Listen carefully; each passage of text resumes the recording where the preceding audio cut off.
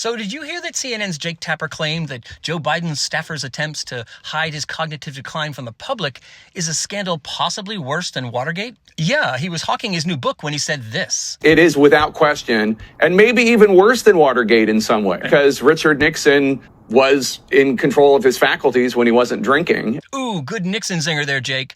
But your Watergate claim is absurd. Let's do a quick review of the main crimes, can't do them all here, that constituted the Watergate scandal. Nixon and his aides orchestrated a break-in, a crime, at the Democratic National Committee headquarters in order to plant secret listening devices, also a crime, to help him win the 1972 election. Nixon also broke the law by paying for this and other illegal operations by using campaign funds, some of which were, wait for it, illegal campaign contributions. Nixon also obstructed justice by directing his aides to order the FBI to halt its investigation into Watergate.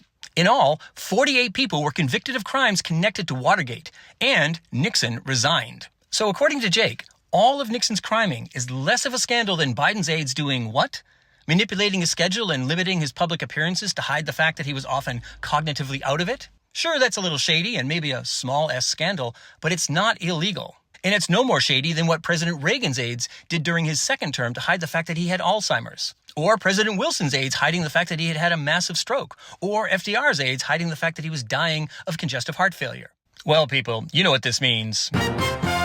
By the power vested in me as your historian at large, I hereby nominate Jake Tapper for a 2025 Weemsy Award. The Weemsies are awarded every year in December to highlight the most outrageous, stupid, or false things that public figures say about U.S. history. They're kind of like the Darwin Awards for history. You can learn all about them, where they got their name, and see all the boneheaded nominations for 2025 at WeemsyAwards.com.